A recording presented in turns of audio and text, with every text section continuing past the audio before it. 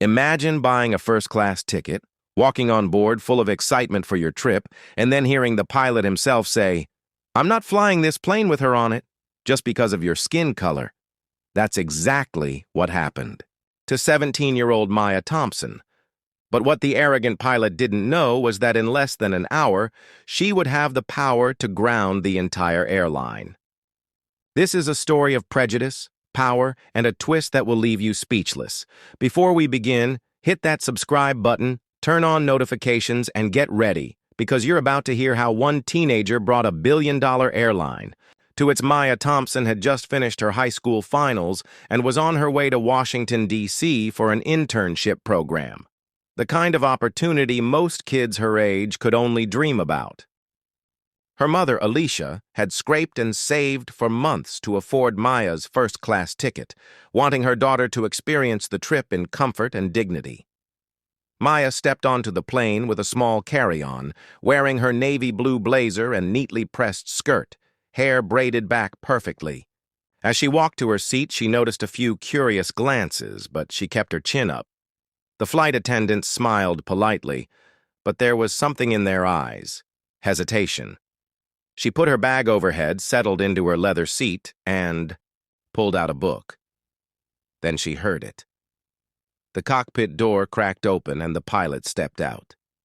He was tall, in his late 50s, with silver hair and a rigid posture. He looked straight at Maya, his lips curling slightly. "Excuse me?" he said loudly enough for the nearby passengers to hear. "Is this passenger in the correct seat?" The flight attendant stammered, "Yes, Captain, she's in 2A. The pilot's jaw tightened. "Not anymore. I'm not flying this plane with her on board." Gasps filled the cabin. Maya's heart pounded. "What? Why?" she managed to say. The pilot didn't even look at her. "Safety reasons." The words hung heavy in the air, but everyone knew exactly what he meant. The flight attendant whispered for Maya to step off the plane so the situation wouldn't escalate. Humiliated, with every eye on her, Maya stood and slowly walked down the aisle, her cheeks burning. She could hear murmurs, some in disbelief, others complicit with silence. As soon as she stepped back into the terminal, the boarding doors closed, and the plane left without Maya sat in the terminal trying to hold back tears. But her mother's voice came through on the phone, sharp, concerned, and then furious, when she heard what happened. "Baby, don't you move. I'm calling your aunt," Alicia said. Maya's aunt, Valerie Carter, wasn't just family. She was one of the most influential attorneys in the aviation industry, known for winning billion-dollar lawsuits against airlines for discrimination. Within 10 minutes, Valerie was on speakerphone, her tone calm but carrying the weight of someone used to being obeyed. "Maya, listen carefully. I need you to do exactly what I say." Valerie instructed Maya to record a video recounting the incident in detail while still in the terminal, capturing the boarding gate and the staff's faces in the background.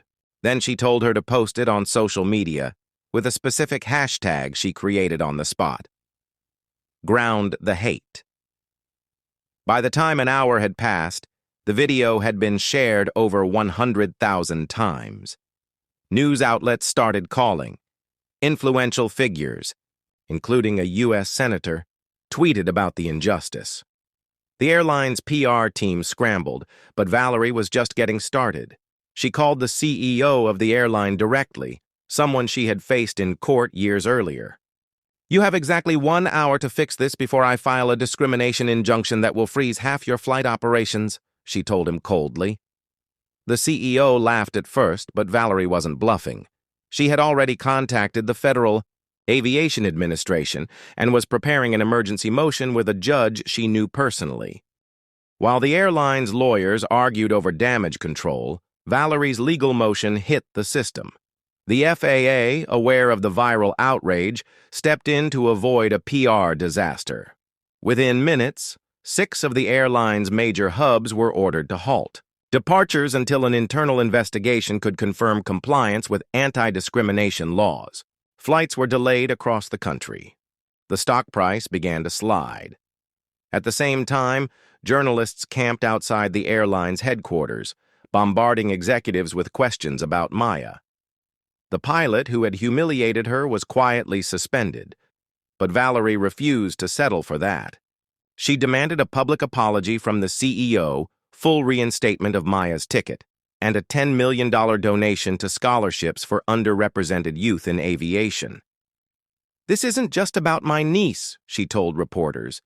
"This is about every black child told they don't belong."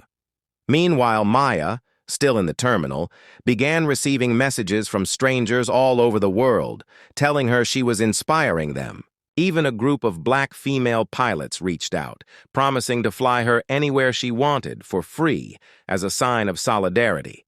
The airline caved to Valerie's demands, but she wasn't done. At the press conference announcing the settlement, Valerie revealed something that made the room go silent. This pilot knew exactly who Maya was. He was the same man who had tried to block her admission into the youth aviation program 3 years ago. A program she not only got into, but graduated at the top of her class. And next month, she'll be your competition. Cameras flashed wildly. Maya stepped forward in her crisp blazer, holding her new pilot's license. "You tried to keep me off your plane," she said, looking straight into the cameras. "But now I'm going to fly my own." The crowd erupted in applause. The hashtag #JaraGroundTheHate became a national movement, leading to new legislation against discrimination in air travel.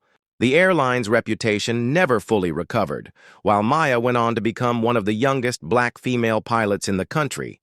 And as for that pilot, he quietly retired, but his name would forever be associated with the day a 17-year-old grounded an airline. Morale of the story? Never underestimate someone because of the color of their skin. You might just hand them the power to bring you down.